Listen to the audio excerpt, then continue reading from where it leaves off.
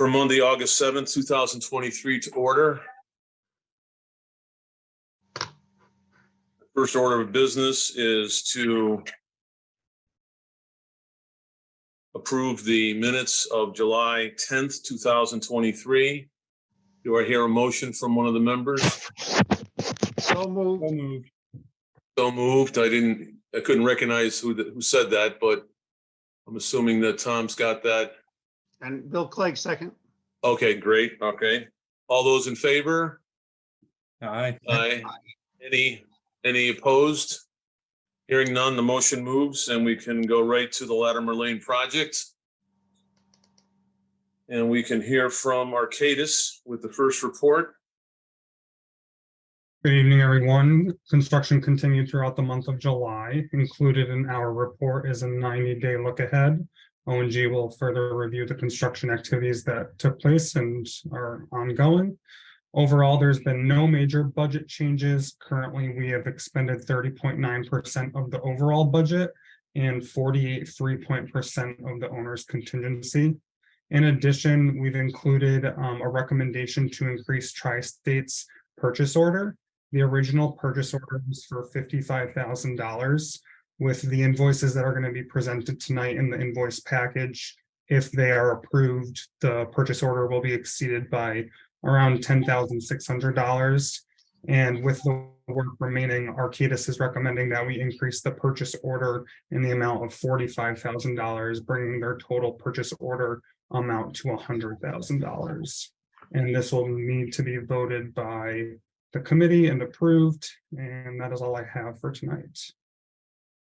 And just referring back to Tri-State, now this is mostly testing for masonry, cement, concrete foundations. What? Correct. Is that correct? And at some point, will someone explain to us why we've gone from 55,000 to either 90 or 100,000? Yeah, we can touch upon that. So the original proposal from Tri-State came in at around $53,000. So we rounded up when, recommending an approval for the purchase order. The services that are on that estimate are estimated actual services that, we come in contact with the field. I guess I'm not looking for the right wording, but it can't be pinpointed exactly. So the services have, gone over at this point what that original purchase order amount was.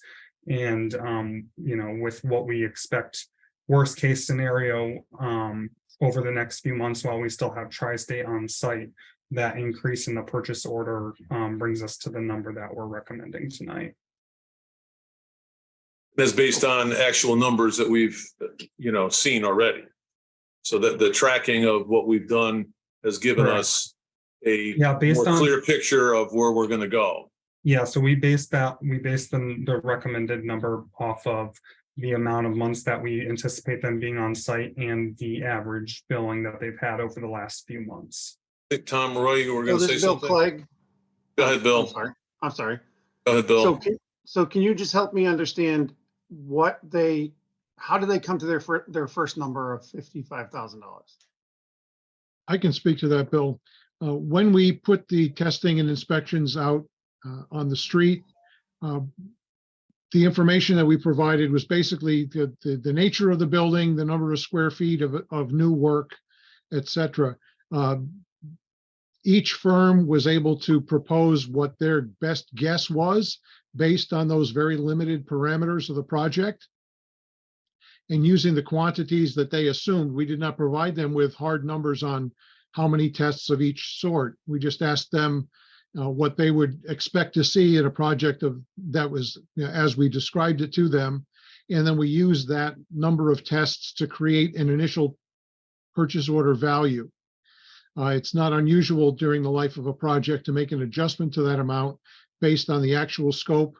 Again, they couldn't predict how many days they were going to be out there as full days versus half, how many different concrete pours we're going to have based on square footage. It might vary from project to project. So that's why we use that assumed values as a first order of magnitude purchase order value.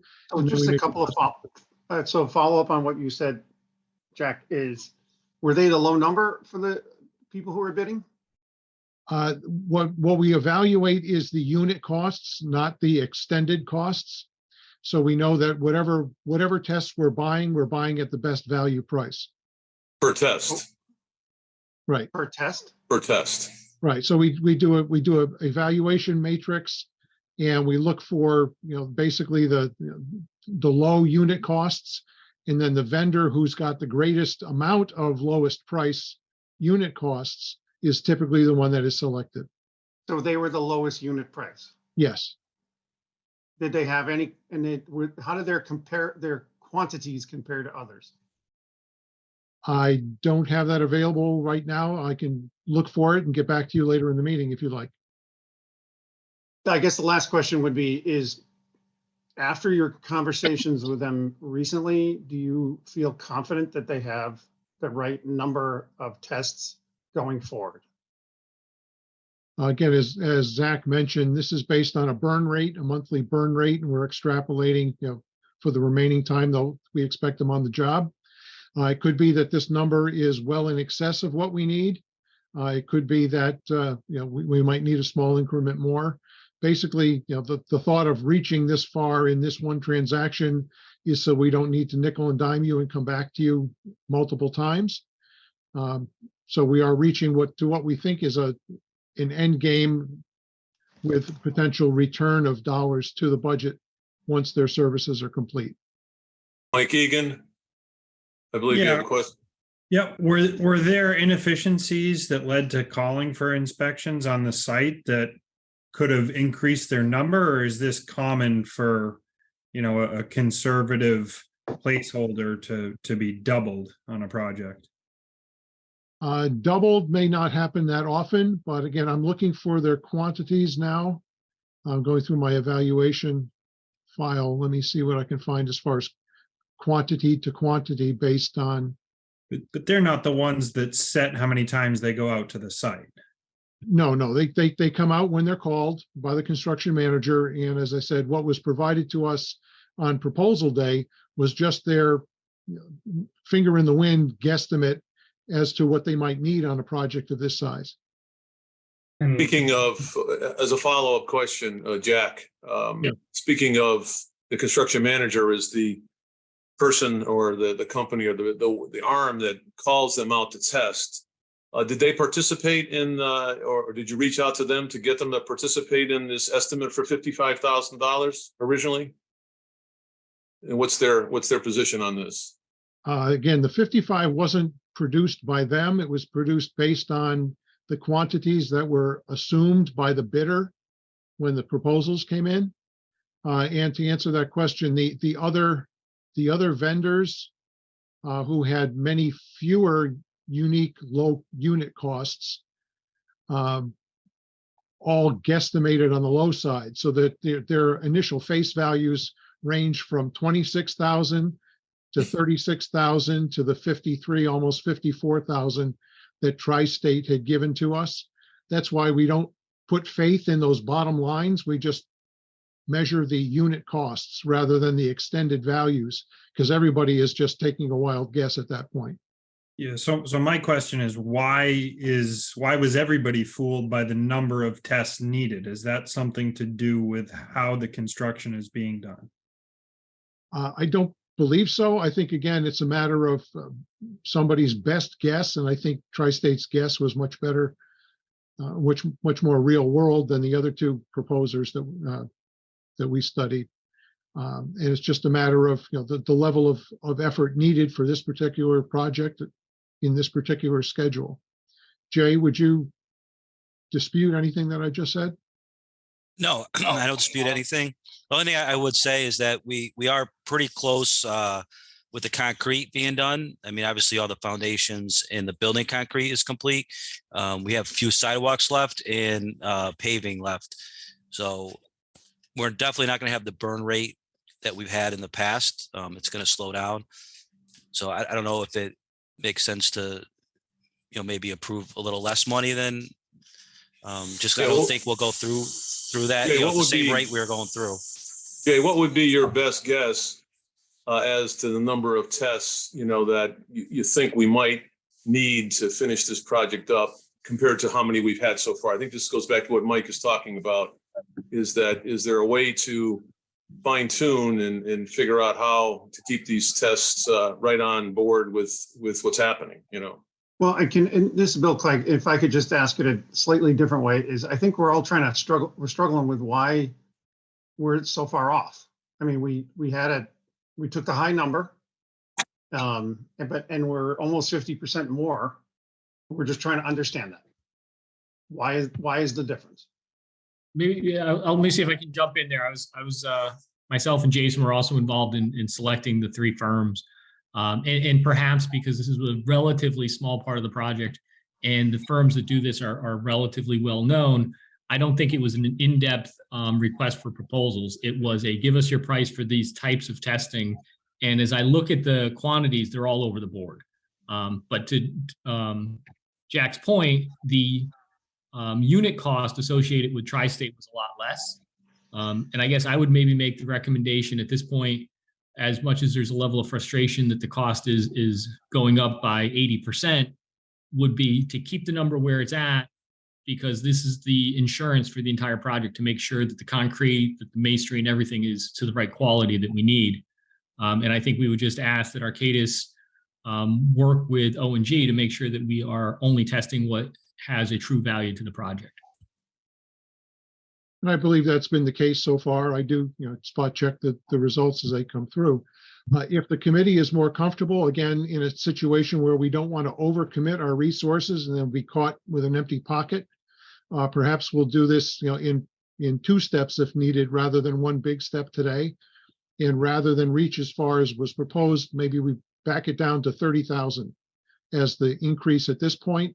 And if Jay's expectation is closer to reality than our worst case preparation, we may end up with many fewer tests than what Arcadis was preparing for. And if we go over a little bit, then we'll come back for that small increment at the end. Okay, Jack, so you're saying that 50% of the $54,000, which is $27,000, you're saying 30. Jay, how does that line up with what you're thinking? Is half, 50% more tests about right? Yep, I would say I agree with that. So you think that that's a good number if we Yeah, go with the 30,000 and maybe get some change back, but not much? Yes, I agree. Okay, all right, that's great. Do we need to put this in the form of a motion? Comment on it. Go ahead, Mike. My concern isn't with the unit costs or if the tests are necessary. It's that they're being called out for 15 half days instead of 3 full days because it's more convenient for somebody on the site. If we have control over that, we should exercise it because it's directly costing the town money. There's nobody else that has skin in the game. Mike, well, we are aware of the cost and scheduling, and we do the best we can, to make them as efficient as possible. Shouldn't be any issue with scheduling. We already extended the life of the project by 6 months. Yep. No, there's no issues. And my superintendent's in charge of calling them in, and he definitely advises whether it's a half day or a full day. And a lot of times we combine, like the other day, we actually had concrete and asphalt going at the same time. So we had one person out here that was doing both at the same time. We had far more full days versus half days. And like going back to your original question, there have been real deficiencies noted in the reports. Usually if Tri-State sees something on site, the contractor fixes it right then and there.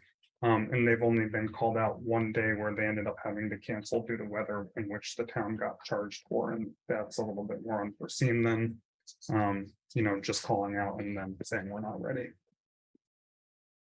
Okay, I just want to ask the question, Tom, Roy, if we need to put this in the form of a motion for this additional increase. Lucian's got a question, and then yes, we will need a motion to increase. Okay, go ahead, Lucian. I can't see your hand. I'm sorry. Can we have a not to exceed number? So it's $30,000 not to exceed. We know the cost of the testing. So this is how much it is, and don't go over that. Well, again, this is based on unit costs. They have no control over the scope. in order to nail them down to a not to exceed. I think it's a matter of, we rely on the CM to have the troops ready for when it's inspected, and don't call for an inspection until they know that they're going to be able to do their job. But I think to do it as a not to exceed is, their scope of work is too open-ended to really make that stick. I think, Bill, a follow-up question, Bill Clegg? It's extending an allowance, Lucian. So it's not a not to exceed, but anything unused goes back to us. Correct. No, I'm all set, Dick. Okay, all right. Okay, so I'm looking for a motion to increase the funds that we've allocated to the budget for Tri-State for an additional $30,000 based on the unit dimension, not the unit dimension, but the unit costs. From a member of the committee, please. So moved. Do I hear a second? Thank you, Ryan. Second. All those in favor? Aye. Aye. Any opposed? Seeing or hearing none, the motion passes. Thank you very much, Jack. Anything else you want to add to the report, Jack? No, as Zach said, the 90-day look ahead will be provided by O&G tonight. And just before I lose you, maybe with the meeting going on for a while, you're keeping track of the errors and omissions by Tecton, and you seem to think that we're still on target with the project, the overall scope of the project. We're in the industry standards. We haven't exceeded that. Yeah, I don't believe we're out of bounds, so to speak, with standard of care, and all change orders have a reason code tagged to them for evaluation at the end of the project. Okay, and I just wanted to get that out there before we get into the change order, so people know that you're keeping that ongoing tally. Thank you very much, Jack. Right. Okay, I think we're good. We're going to go on to Tecton's report. Thank you, Mr. Chair, members of the building committee. Again, Justin Hopkins, project manager for Tecton Architects. We had provided, as part of your PBC update packet, our construction administration summary for July 2023. Within that, we've identified the quantity of construction RFIs during the month of July of 16 for a total of 161. We received 16 submittals during the month for a total of 382. We do have application for payment number 8, which is for the month of July, that has been reviewed by Tecton and Arcadis for action tonight. We attended during the month of July 9 meetings, including BIM coordination meetings, 3 pre-installation meetings, OAC meetings, and as well as a FF&E and technology meeting. The distinction there is that we are starting to schedule our design review meetings with the state. So we'll likely go through design development review and then pre-bid conformance review. I believe, as I mentioned at the last meeting, this is a similar process to construction, but we're utilizing the budget line items for technology and FF&E that will ultimately need approval by this committee and the Board of Education before purchasing. So that is a process that is underway. We also listed out our bulletins that we had issued, a combination of supplemental instructions and proposal requests. And I'm sure as we get into discussion during O&G's update, if there are any questions about PCOs, we'll be happy to answer them. Thank you, Justin. Yeah. Any questions from the members of the committee for Justin? Just this Bill Clegg here. Justin, yes, can Bill. you just again, where are we with specification on FF&E? We have identified all of the equipment and furniture. We have a working budgets for both the FF&E portion and technology. So far, we're within the project budgets, albeit with a caveat. We are slightly over in our FF&E number based on the quantities of furniture, and we're substantially under in our technology budget based on the equipment that we have. So all things being equal, we're slightly under budget at this point in the design. And we are validating some of the FF&E price changes that will take into effect next year when we're ultimately going to be purchasing the FF&E. So we've done our preliminary planning to put together schedules, floor plans, and equipment lists, and we are starting to formulate that into the review documents that are required by the state. So, so you said that you're basically on budget or slightly below, and Yes. and you're keeping in that budget any escalation for when we actually take delivery. Correct. So the only other question I have is based on what I've seen on other things, any issues with deliveries? Not at this time. However, most of the equipment we are scheduling for the end of phase 2 with turnover, which is at this time next year is when all of your furniture is going to be scheduled for delivery on the site. So now is the time to be going through that OSCGNR review so that come the end of winter, beginning of spring, we will be able to issue those purchase orders or those bids for the furniture. Great, thank you. Yep. Ryan Burns, did you have a question, Ryan? Yes, thank you. You mentioned that we're significantly under budget on the technology piece. Can you talk a little bit more about how we're under budget and what where the savings are coming from? So the budget is predicated on a very unscientific allocation for this particular project.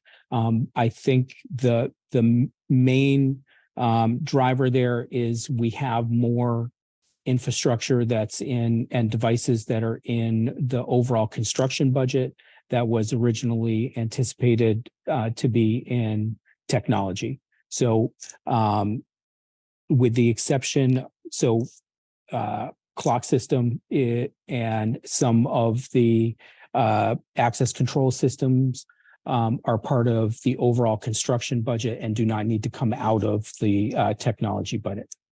I would say that probably accounts for the difference in the technology budget.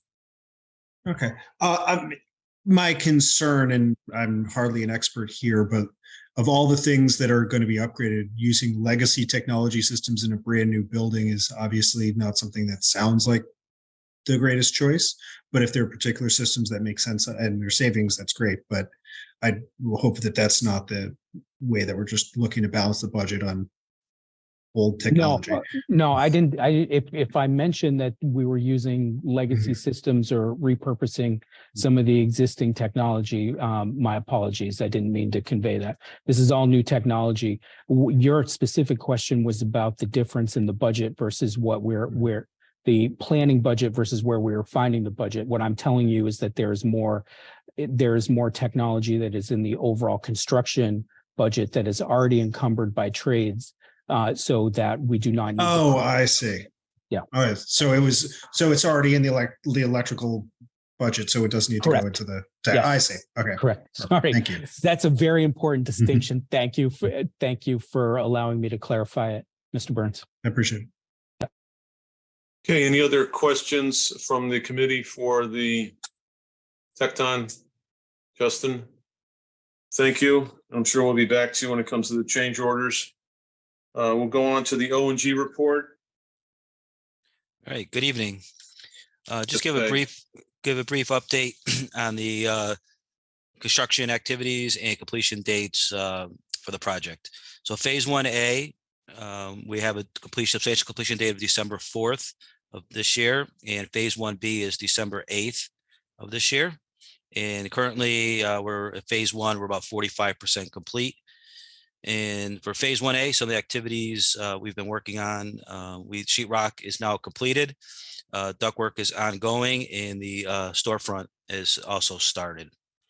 For phase 1B, the ductwork was completed, sheetrock's completed, the cooling door was installed, The FRP in the kitchen was also installed, and the hood and the UDS in the kitchen was installed, and the flooring also.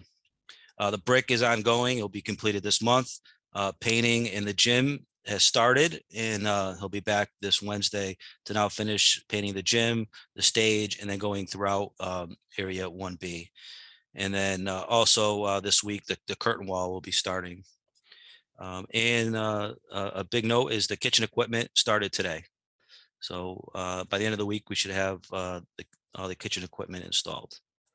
For phase 2, we did some of the work over the summer. So the boiler has been removed from the school, and the corridor trenching that we connected between phase 1A and 1B is completed. The trench is infilled, and also the concrete has been placed. And any of the phase 2 fire alarm that we got ahead on, that's also completed. For the site work, the water line is installed. The lots, both parking lots have been graded, and paving started on Thursday in the north lot, and should be completed this week. And the sidewalks are almost complete. We're about probably 85% complete with the sidewalks throughout the site. One thing I did want to touch on was the temporary switchgear. I know it's been a topic discussion past meetings, and we have procured all the temp switchgear that we need, and they'll be start going in probably towards the end of this month. And the goal is to have the gear and the power that we need by the end of October, early November, which will give us some time before the substantial completion date to get everything powered up and ready. In December. For December, yep. December 4th and December 8th. Okay, all right. Okay, and that's the update for this month. Okay, all right. So I think that, does anybody have any general questions before we get into the change orders from the committee for Jay? Yeah. Go right to the, go ahead, Mike. Are there any remaining critical activities that need to be completed before school starts, or is most of that in the exterior of the building? And, you know, talked about paving and all that stuff. I assume we're in great shape for the kids to come back. Yep. We finished all our interior work in the end of July.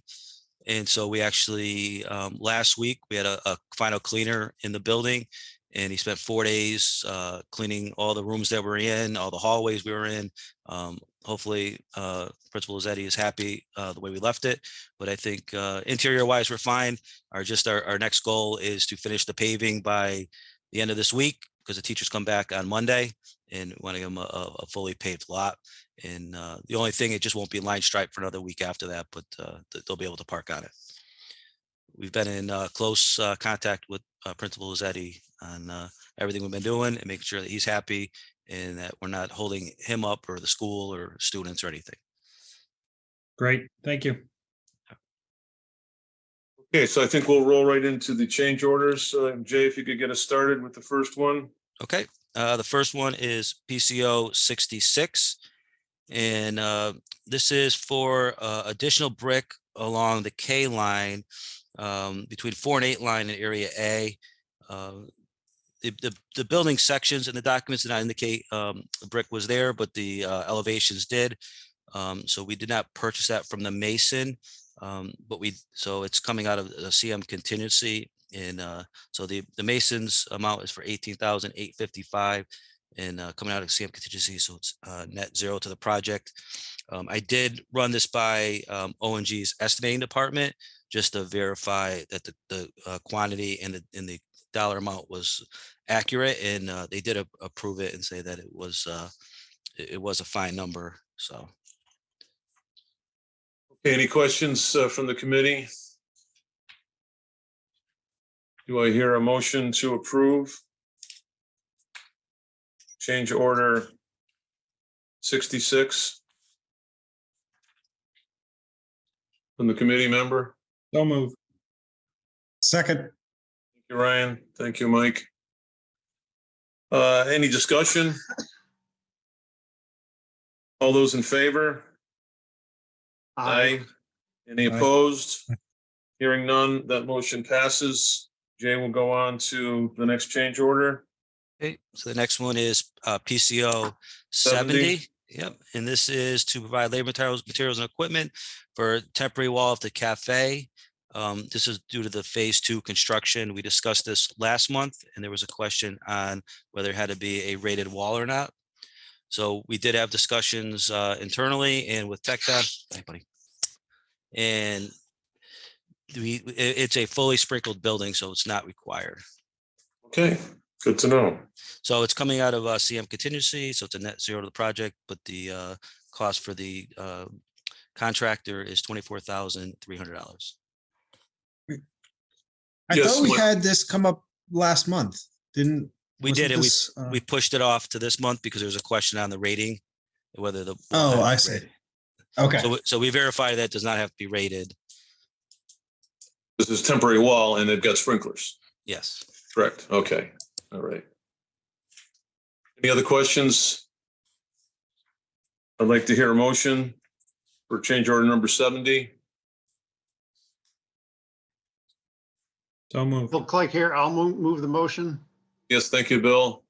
Mike, will you second that? Second, yeah. Okay, second. Any further discussion? All those in favor indicate by saying aye.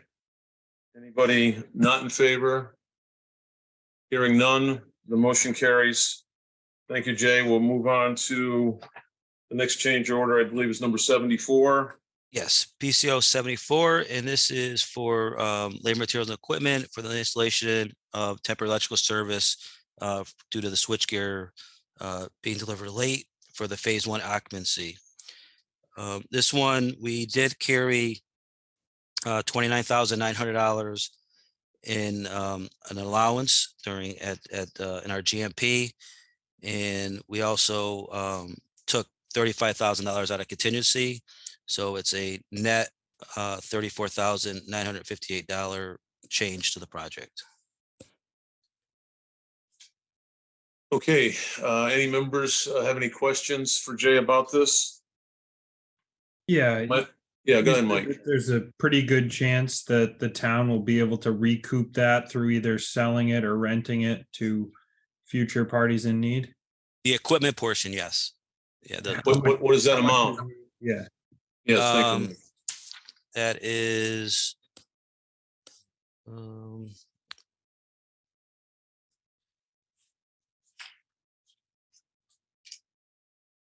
it's well, it's kind of hard to break it out because he gave a bunch of discounts. So it's probably going to be, yeah, I would say 40,000. Take 35,000 just to have a number in our head. Yeah, so I think you could at least probably recoup the portion that's coming out of the owner's contingency. So there's a remaining value of about 60 grand. What is that for? Labor. So there's about $40,000 in labor. And then there's just some Eversource cost and some testing and things like that you're not gonna be able to recoup. So it's noted that there was a delay. Was the original ship date already going to require us to have need for a temporary switchgear? No. I guess I'm a little confused why the manufacturer or the vendor is not picking up any of the labor that was due to their own delay. And I understand that, the supply chain issues, but yeah, so we pre-purchased the gear to get it on time. Yeah, we pre-purchased the gear in it was like October of last year. And at that time, they said it was a 1-year lead time. So it was supposed to come in October of this year. And then I think it was January, February when I first made the committee aware of the delay, is that it went from October to March of 2024 at that time. And that was as soon as I was aware of the situation, I let the team know of what was going on. So they pushed out the date. Yes. Okay, they pushed out the date. Are there any consequences in the way we purchased for them to do that, or it was just whenever we get it, that's fine? It's unfortunately, it's not the only project that I'm aware of that's having problems getting gear. We're, I don't want to say lucky, but we had a good electrician who was able to make the temporary work. But I've known of projects that unfortunately they're not opening up because of the delay. We're at the mercy of the manufacturer that pushed out the date 18 months or longer, really, from the Yeah. original purchase. Right. Right. But I just had a question, Jay. Yes. Mike, go ahead. Finish up. Another question, It Mike? doesn't sound like we did anything to protect ourselves from that. I guess that was my question. Do we have any recourse? I can speak to, unfortunately, we're in similar position on other projects, and there really isn't anything that you can enforce against them. It's kind of a force majeure type of thing. This, the components are simply not there in the market. So we could try to, to penalize the entity that's putting it together for us. But if they can't get the parts, they really can't deliver. So it kind of acts in real life like a force majeure sort of circumstance. And the price stays the same, right? Correct. We're not paying more. We're just waiting longer for it. And to Mike, to your question, you're installing it, you're testing it, then you're uninstalling it before you install and test the final product. So there is a lot of quote unquote wasted effort that goes into that $60,000 you were asking about. Thank you, Jack. Dick, you had another question, but this is Bill Clegg. I have a question too, but go ahead. You go first. It could be the same question. I just wanted to, we just added or took over $100,000 from the CM contingency. How's that looking, Jay, in terms of the contingency money that you have? We're doing fine. Okay. Yep. Yeah. And again, in terms of the scope of the project, we're not going to run out of contingency money based on everything you've seen so far. No. Okay. That's what I need to know. Okay. Yeah, we'd have Bill? to have a pretty big burn Yes. rate. Yeah. Yeah, so Okay. All right. Bill. Mine is a little different, we're saying that the temporary equipment is somewhere in the value around $35,000. If I understood correctly what you guys are saying, how do we go about getting that value? I mean, who's helping us sell that, and at what value? Okay. The electrician will help us out. He'll just the way he found it. He has contacts and knows he'll be looking for it too. So what's the timeline, Jay, on when we would be in a position to try and, sell that, or have the electrician reach out and find a buyer to recoup our $35,000? So it'd be beginning of next summer is when we're going to do the turnover. Okay. So the gear will come in March, and then we'll get that installed in place. And then once the students are out of school for the summer is when we'll do the switch over. So it'll be like a year from, now or September. Yeah. Not this September, but next September. Next June. Yeah. So next summer, we'll do the switch over from the Okay. temporary back to the permanent, and we can disconnect all the temporary and then try to sell it. So Bill Clegg here again, but we're kind of at a mercy of the market. So there is no guarantee that we're going to get that $35,000 back. No, there's no guarantees. The other thing I would just add is, and I think both Jason and I can work on it, is we may just have to see what policies and procedures we need to use to essentially sell that. Because at this point, the town has purchased it, we own it, and there's a certain level, we just need to be able to show that we did it in a way that was competitive so that we got a reasonable dollar value. Good point. And I've Okay. got a project that's about to go to bid that's already asking, when are you going to be done with that gear in Simsbury? We might need it over here. So I might have a buyer for you. I like Okay. Good to know. That's good to know. Tell me, want 50,000 for it. Anyway, I think we've got enough information to hear a motion to accept this. Will a committee member please make a motion? For Bill change Clegg, order number I'll move 74. the motion. That was Bill? Yes. Okay, thank you, Bill. I need a second. Second, Lucian. Okay, Lucian, thank you very much. A second. All those in favor? Aye. Aye. Anyone opposed? Hearing none, the motion carries. Jay, we'll move on to change order number 76. Okay. The next one's PCO 76. And this is a credit to delete gym wall pads per bulletin 25. And this is for the updates to the climbing wall, the new climbing wall. So they eliminated the wall pads. So it's a credit of $3,785. And the school, meaning the principal and whoever's involved in the climbing wall is happy with that. They're not thinking they're going to get less now, or is a problem? No, we're very excited about it. And the climbing wall installation that the PTO is donating includes mats to cover that portion of it. Okay, great. Good. And it's actually, and the savings is even better because otherwise the installer would have had to take them off and the install would have cost more. So. Okay, it's a win-win. Win-win. That's wonderful. Thank you, Michael. So Bill Clegg here, how does that 3,500 compare to the original bid? What are we getting a credit off of? That's what you're saying? Yep. I don't have their exact breakout at bid time of that specific item. It wasn't that the breakout, but the bid is not that detailed where, we go through each item. Is that like a $20,000 job? We're getting $3,000 off, or is that?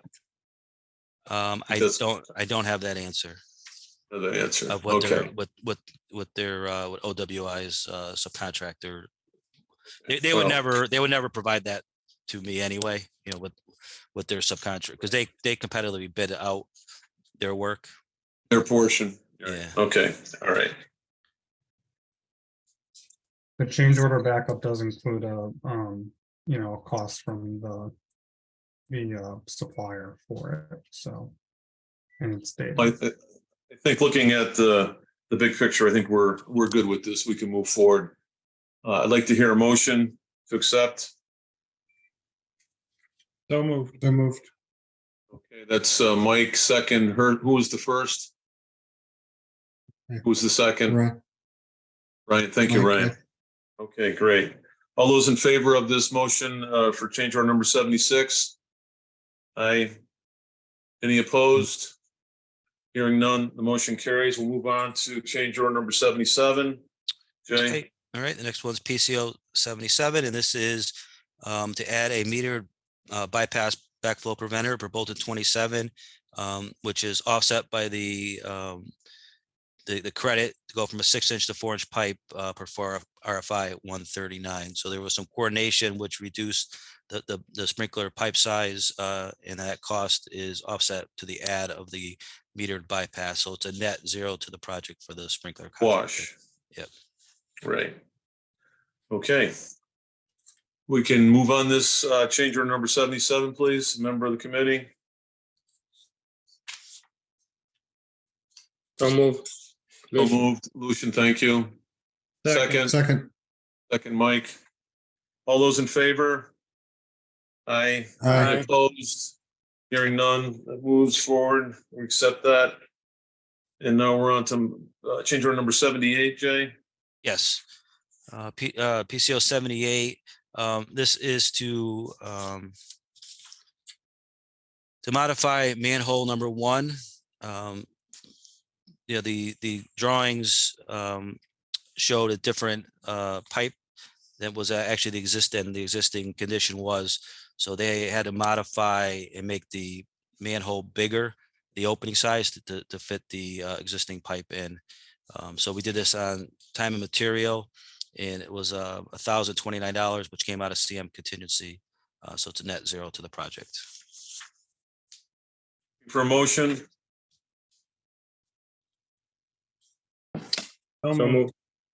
Second. Mike and Lucian have that. All those in favor? Aye. Aye. Any opposed? Hearing none, the motion carries.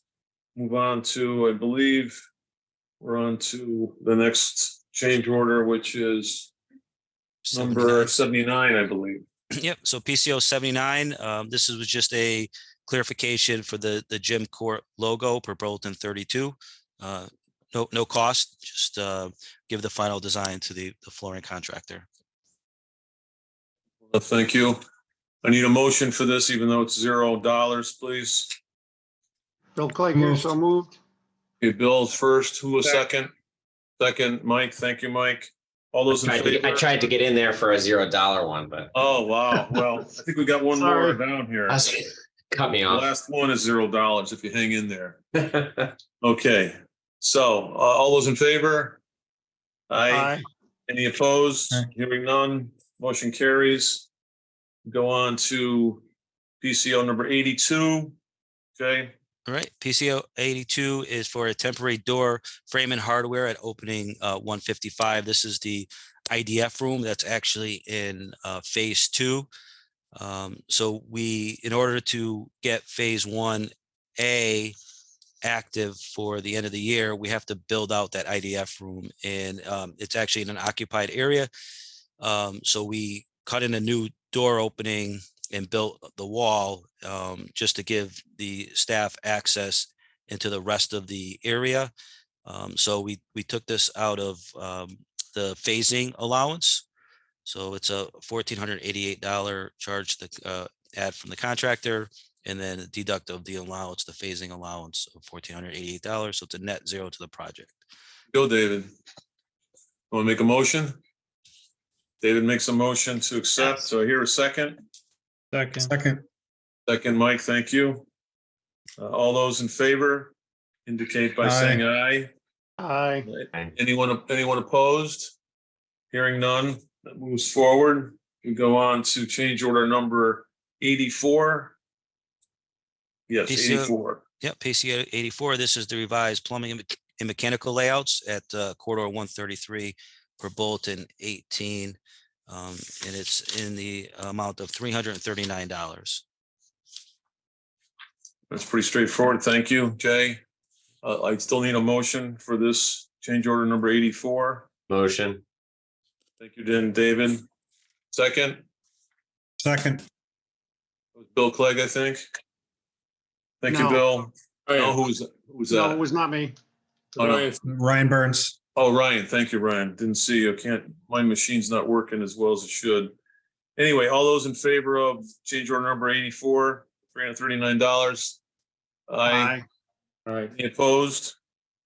Hearing none, we move on to change order number 85.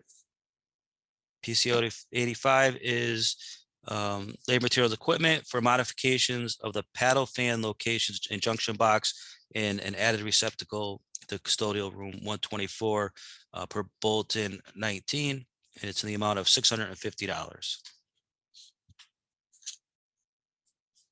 Thank you. I will need a motion to accept or discuss. Any questions on this? Any comments? We'll go right to the motion. So moved. Thank you, Mike. Second. Second, Ryan. All those in favor? Aye. Aye. Aye. Any opposed? Hearing none. The motion passes, and we go to our last $0 change order, PCO number 87. Yep, PCO 87 is for rooftop curbs for the walk-in cooler condensing units that was not purchased at bid time. So it's $800 to the food service equipment contractor coming out of CM contingency, $800 to a net zero to the project. Any questions? Your motion, please, So moved. Mike, Second. and thank you, Ryan. All those in favor, signal aye. Aye. Aye.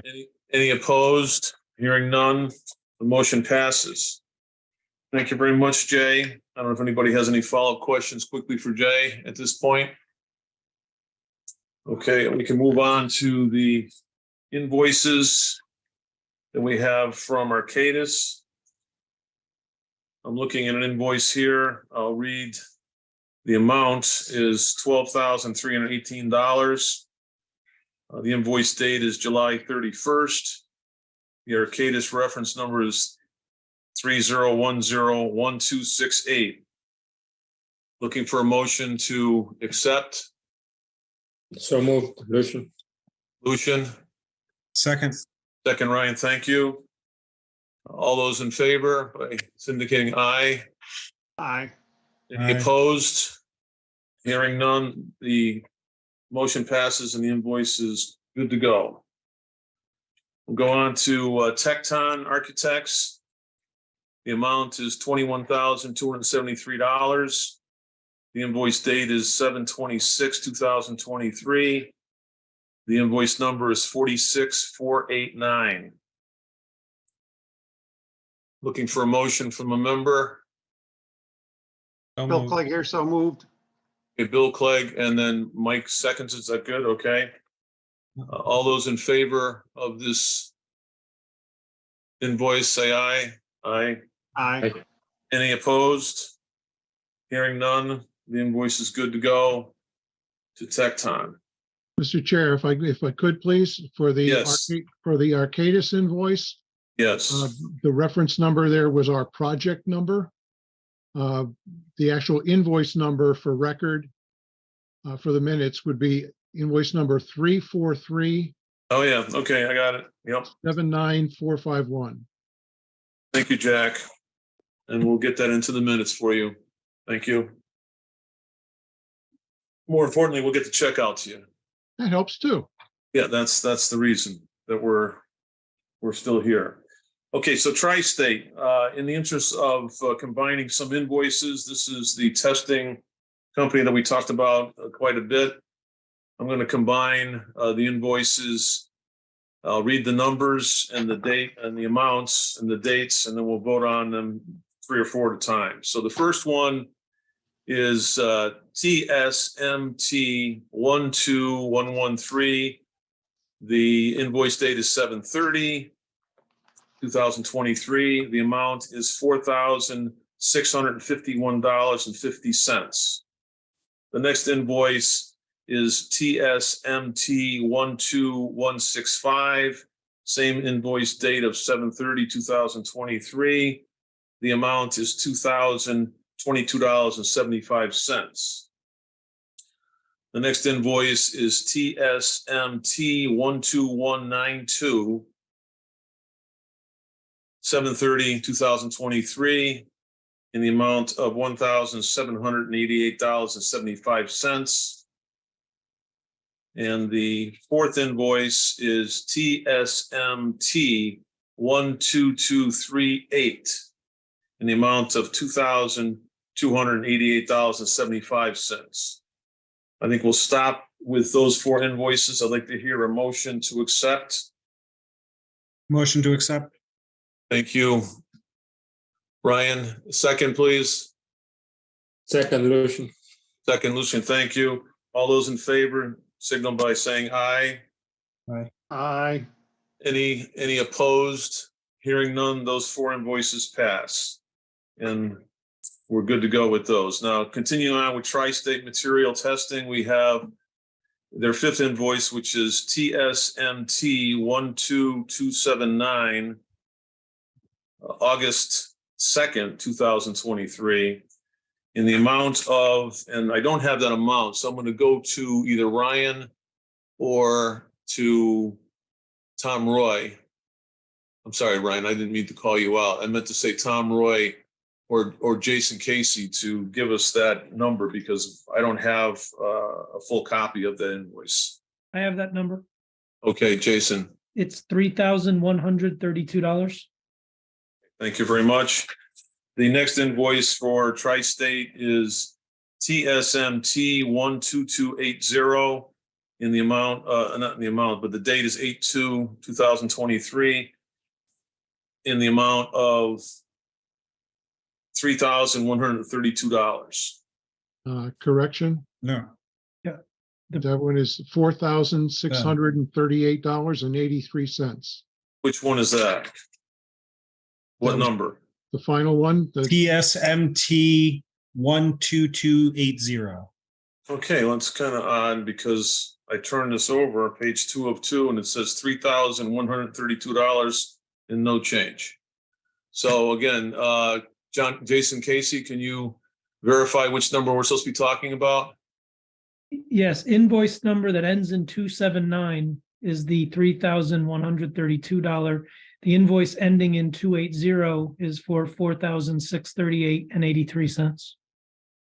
Okay, my apologies, but I did not get a complete packet and it didn't have that page in the right spot. So in any case, Thank you both, Jack and John. So we have the right numbers. I'd like to hear a motion to accept. So moved. Thank you, Ryan. Second. Second, Mike. Thank you, Mike. All those in favor? Aye. Any opposed? Hearing none, we move on. So hopefully that'll speed up that tri-state payment schedule there. So now we go on to Sustainable Engineer Solutions, invoice number 4025 in the amount of $1,900. $1,900. Yeah, $1,900 is all in the fine print. Okay. And that was their payment application number 8. And the date on this is 7/31/2023. I'd like to hear a motion from one. So moved. Okay, thank you, Ryan. Second, Lucian. Second, Lucian, thank you. All those in favor? Aye. Aye. Any opposed? Hearing none, the motion passes and that invoice is good to go. And then I believe we have Myers invoice I'm just noting. 220. SCS. It was dated 7/20/2023 for services through 7/31/23. Want to go with that date, 7/20/2023. We'll reflect that in the minutes. That's for SES. July 20th, 2023. Thank you, Zach. Meyer. Okay, so we'll see what date they want. Okay, I'll start off with the date here, invoice date 7/31. The number is, the invoice number is 220-048-063. And I believe it or not, the amount is $161.92. Does anybody want to verify that? Bill Clegg here. I'll motion that. All right, we have a motion. Do I hear a second? Second. Second, Mike, thank you. All those in favor? Aye. Aye. Any opposed? Hearing none, we move on to our final invoice, which is O&G's payments. Excuse me, Mr. Chair. Yes, Jason, go ahead. I believe we missed one invoice, Okay, and that is? for From who? MHAI, invoice number 21-178SI.B1 in the amount of $300. I believe that's that's just backup as a charge that's reflected in the Tecton invoice. Okay. I'm sorry. My mistake. That's Yes, good. that's correct. That's our sub-consultant that had a broken out service for special inspections. That's Michael Horton and Associates. That's the structural engineer of record. Thank you for clarification on that, Justin. So back to O&G's payment. And the amount is, I think it says $2 million here. 2 million? No. $2,084,000. Yeah, $2,084,022.40. Just for the record, all of my numbers are blacked out with highlighters, so I can't read them on my paper copy without really looking at them carefully or using a magnifying glass. So in any case, that's the amount, $2,084,022.40. The date is August 2nd, 2023. And the invoice number is application number 8. I think we've got that correct now. So do I hear a motion? So Bill From Clegg the here, committee so moved. member? Mike, So thank moved. you. And who seconded that? Bill Clegg. Bill Clegg, thank you, Bill. All those in favor? Aye. Aye. Any opposed? Hearing none, we'll send out that check along with the other checks. That invoice is good to go.